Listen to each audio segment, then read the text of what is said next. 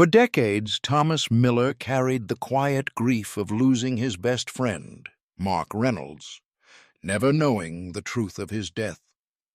Colonel Harris, once respected in Pinewood, hid a betrayal so deep it shattered trust and stole justice. But when Thomas's dog, Buddy, uncovered Eleanor's hidden letters at the cemetery, the truth came to light in the most unexpected way.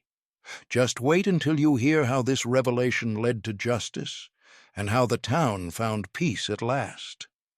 Old Thomas Miller was known in Pinewood not for what he said, but for what he never said. Every Sunday morning, without fail, he would make his way down the cracked sidewalks of the town, his worn leather jacket buttoned tight against the chill, and a leash in his hand. At the other end of that leash was Buddy, a sturdy Labrador mix, wiry-coated, with soft eyes that seemed to hold more than any human could know. Together, they moved toward the quiet heart of the town cemetery. It was a ritual nobody questioned. Thomas had been coming here for years, long before most of the current townsfolk had even moved in. He would walk slowly between the rows of moss-covered headstones, Buddy padding quietly beside him. Thomas's destination was always the same, a grave at the far edge of the cemetery, shaded by a great oak tree. There lay Eleanor, his late wife. Her name was etched in time-worn stone, the letters faded by decades of wind and rain. Thomas never spoke at her grave, but his eyes lingered there longer than anywhere else. People in town whispered about him. Some said he was lonely. Others said he was broken. Children pointed and whispered in awe. Parents hushed them. There was a quiet respect mixed with curiosity. Thomas was a man apart. He spoke little, but his silence carried weight. That particular Sunday was different. A thick layer of gray clouds hung low, muffling the light, as though the world itself had grown hushed. The air smelled faintly of damp earth, and the wind carried the scent of fallen leaves. Thomas moved steadily toward Eleanor's grave, Buddy following close behind. As Thomas slowed, Buddy suddenly stopped. His ears perked, his body stiffened. Then, without warning, the dog crouched low and began scratching the ground with urgent, rapid motions. A low, strange bark escaped his throat, not the playful bark of greeting, but a sharp, insistent warning. Thomas frowned, his brow creasing under the weight of years. "Buddy, no. Come here," he said quietly. But Buddy refused. His paws tore through the earth with a strange insistence, dirt flying into the air. The dog's breathing quickened. His tail was still, rigid, not wagging. Thomas took a step closer, placing his hand gently on Buddy's head, trying to calm him. But Buddy's digging only grew fiercer. The sound of the paws hitting the earth echoed in the quiet cemetery. The birds in the trees scattered, startled. Soon the sound drew attention. One by one, neighbors wandered toward the scene, drawn by curiosity and the oddity of it all. A few stopped at the edge of the graveyard path, watching silently. This was unusual for Pinewood. In a place so still, something that broke the routine always gathered attention. Children peered from behind their parents. A mail carrier paused with a letter still in hand. Mrs. Graves, the town florist, stepped out of her small shop across the road, wiping her hands on her apron. Everyone came quietly closer, sensing that something unseen had begun. Buddy scratched deeper, uncovering something dark and metallic buried beneath the soil. Dirt and roots tumbled away to reveal the edges of a strange, rusted metal box. Its surface was etched with patterns worn smooth by time, and it bore the greenish-brown tint of old age. The box was small but sturdy, heavy enough to sink slightly into the earth when moved. Whispers began to spread through the gathered crowd. low murmurs of speculation. "What is that?" One woman asked softly. Another shook her head. That cemetery hasn't had anything buried here in years. A man in a worn cap muttered, Looks old. Real old. Thomas stood motionless, staring down at the box. His face was calm, but something in his eyes flickered, a mixture of uncertainty and something deeper he tried to hide. Buddy sat back on his haunches beside him, still staring at the grave with an intensity that seemed almost unnatural. For a moment, the cemetery was silent except for the sound of the wind through the trees. Then the crowd began to lean in, the whispers growing louder. Everyone knew this was no ordinary Sunday. Something had begun, something that none of them could yet understand. And in the center of it all, Thomas Miller bent slowly toward the earth, brushing dirt from the strange metal box. Whatever lay inside was about to change everything. The air in the cemetery had changed. The murmurs of the gathered crowd had turned to silence, replaced by a low, almost tangible stillness. Thomas Miller held the rusted metal box carefully, as if it were fragile glass, though it felt heavier than anything he had carried in years. Buddy sat at his feet, eyes fixed on him, tail still, as though sensing the weight of what was about to unfold. Thomas knelt slowly, brushing away the last traces of dirt from the box before lifting the lid. A faint groan of rust echoed in the quiet morning. Inside was a bundle wrapped in oilcloth, frayed at the edges, smelling faintly of earth and age.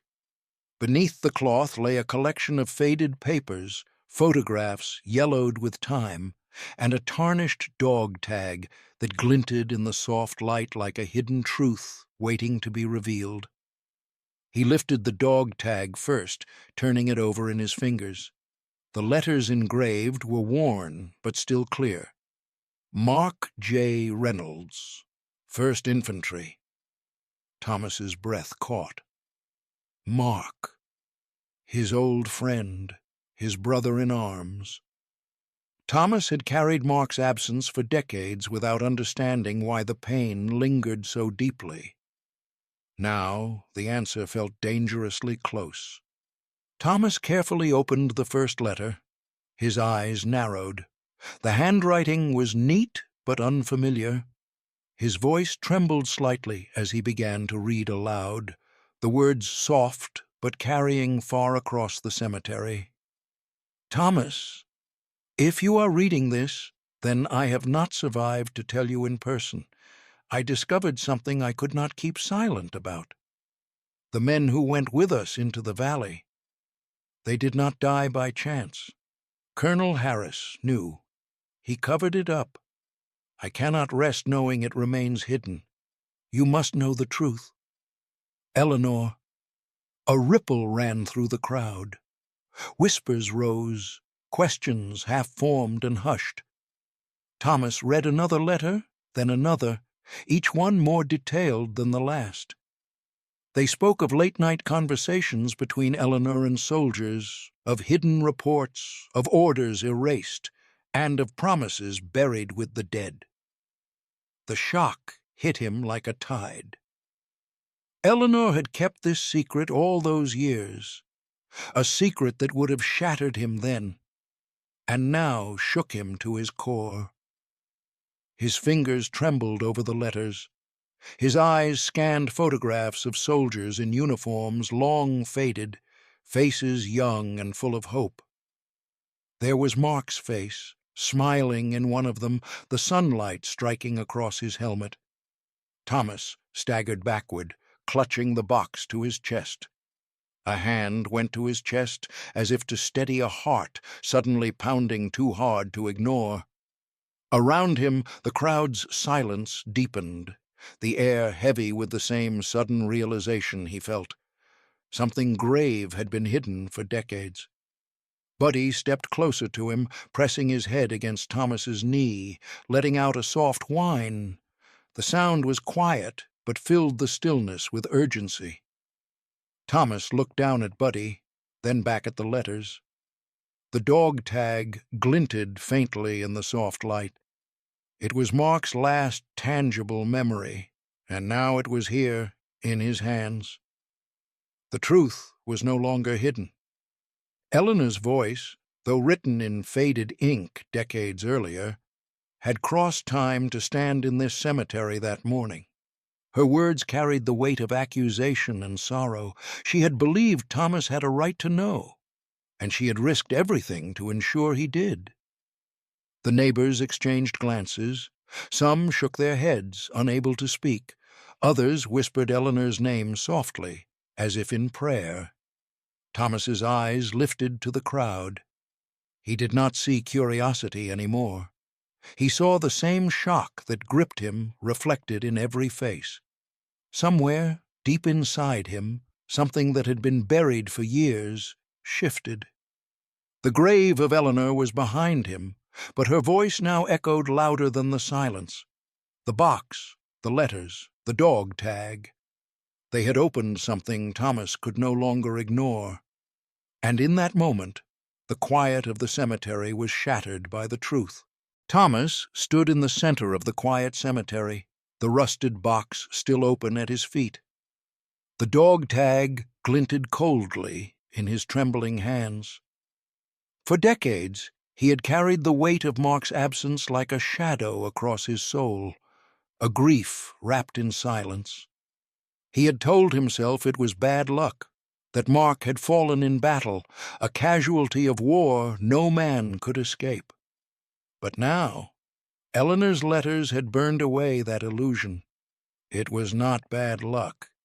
It was betrayal. His chest tightened. His fingers clenched around the dog tag until the metal dug into his palm. His breath came heavy and uneven.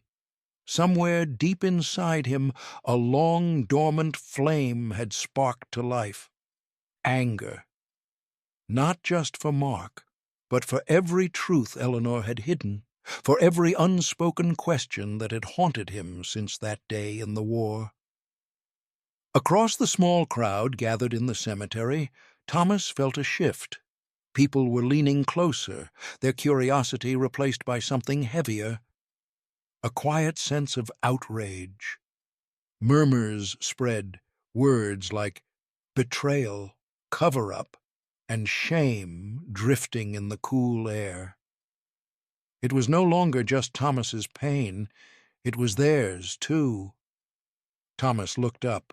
His eyes, burning with a mixture of sorrow and fury, swept across the crowd. He could see the same sense of disbelief mirrored in their faces. Then his gaze found its target, Colonel Harris. The man had been standing at the edge of the cemetery, watching. Now he was stepping forward slowly, expression guarded. Harris was a fixture in Pinewood, respected, even admired by some. But to Thomas now, he was something else entirely. He was the man who had stolen the truth, who had buried it along with Mark and the others. Thomas's voice cut through the silence, low at first, but growing stronger with every word. "Harris!" he called. Heads turned. Harris froze, his face tightening. Thomas stepped forward, the dog tag clenched in his fist. "You knew. You covered it up. You lied to me." "To all of us," a murmur swept through the crowd. Thomas's voice cracked with anger. "Mark wasn't luck. He was betrayal. You took that away from him. From all of us." Harris's lips pressed into a thin line. His hands rose, not in surrender, but in a gesture of control. "Thomas, you don't understand," he began, but his words faltered. Eleanor's letters, still fresh in Thomas's mind, were impossible to ignore. Thomas stepped closer. His voice rose, raw with years of pain. "I understand perfectly. You kept this hidden. You let him die without truth. And for what? To protect yourself? To keep your reputation? The crowd had moved closer now, forming a ring around them. Faces pale, eyes fixed. Mothers pulled children to their sides. Old men gripped canes tighter. The cemetery, usually so still, now felt like a courtroom. Harris's shoulders stiffened. "Thomas, No!" Thomas interrupted, his voice breaking but firm. "You don't get to speak." Eleanor spoke for me. She wrote it down. She left me proof that you betrayed us, that you betrayed Mark, that you betrayed every man who trusted you. Tears glistened in Thomas's eyes, but they were not just grief anymore. They were fury. Fury for the silence that had lasted decades. Fury for the injustice buried beneath years of lies. The crowd was hushed now, but their silence was heavy with emotion. Some were nodding, others staring with disbelief. Thomas stepped forward another pace. "You owe us the truth. Not excuses, not silence." His voice was steadier now, filled with purpose. "Tell us what happened. Tell us why you let them die without justice." Harris looked away. His mouth moved, but no sound came. The cemetery held its breath. Around Thomas, voices began to rise. A chorus of sorrow, rage, and the demand for answers. Tears streamed down faces in the crowd. Voices shook. A few people cried outright. The silence was gone. In its place was a swelling of outrage, a storm born of decades of hidden truth. And in that moment, Thomas Miller stood tall in the center of the storm, holding the proof that could no longer be ignored. The days after the confrontation in the cemetery were filled with quiet but unstoppable change. Thomas Miller had expected nothing, perhaps a return to silence. Instead, Eleanor's letters had sparked something no one could ignore. The small town of Pinewood, long content to let the past lie buried, was now awakening to a truth too powerful to overlook. By the end of the week, the story had spread beyond the town. The letters, the photographs, the dog tag, all had been handed to the proper authorities. An official investigation was opened. The hearings that followed were filled with testimonies, evidence, and long-forgotten memories brought to light. Colonel Harris, though long retired and living quietly in town, was posthumously stripped of his rank. The records confirmed Eleanor's words, a cover-up that had robbed Mark Reynolds and others of the justice they deserved. For Thomas, this was no triumph of ceremony. It was the slow unburdening of decades of grief, guilt, and silence. But for the people of Pinewood, it became something larger, a reckoning, a release. News spread quickly, and soon the town spoke of Mark and the others not as shadows in history, but as names restored to honor. The decision came to hold a ceremony in the cemetery. It was to be a day for remembrance, a gathering for the soldiers who had been forgotten, and for the truth finally brought to light. The town came together, neighbors, friends, veterans, families of those lost. They came with flowers, photographs, and quiet prayers. They came with the weight of years behind them, and now with a chance for closure ahead.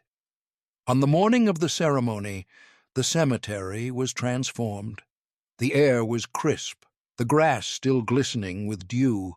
The oak tree above Eleanor's grave seemed to stand taller, its branches reaching out as if in solemn witness. Thomas stood at the edge of the clearing, Buddy sitting faithfully at his side. The dog's tail wagged softly, a quiet comfort to its owner. The crowd gathered in silence, the kind of silence that carries both grief and peace. Thomas held the dog tag in his hands, worn now from years of holding it close. Around him, people whispered quietly, some exchanging nods of understanding, others wiping away tears. No one spoke loudly. The moment was too sacred for noise. Thomas stepped forward, placing the dog tag gently on Mark's grave. The metal caught the light, glinting faintly against the worn stone. He bent, pressing a hand lightly to the earth. His voice, though soft, carried clearly through the hush. "Rest easy, brother," he whispered. It was as if the words themselves carried the release Thomas had been seeking for decades. Around him, the crowd began to shift. Tears ran freely, not only from sorrow but from relief. Relief that the truth had been uncovered, that justice, however delayed, had been given. Mothers clutched their children. Old men rested hands on each other's shoulders. A quiet murmur of remembrance rose, carried across the cemetery like a prayer. The ceremony lasted only moments, but its weight lingered. Speeches were few, replaced by the presence of those who came simply to remember. Flowers were laid gently on the graves. People lingered longer than usual, as if reluctant to leave the place where truth had finally been spoken. Thomas remained at Mark's grave long after the ceremony had ended. Buddy sat at his feet, head resting against his boot. For the first time in years, Thomas felt something he had not felt since the day he buried his friend: peace. The knot of grief and silence that had lived in his chest for decades had begun to loosen. The sun broke through the clouds that afternoon, casting warm light across the cemetery. In that quiet, Thomas rose, placing a final hand on Mark's headstone.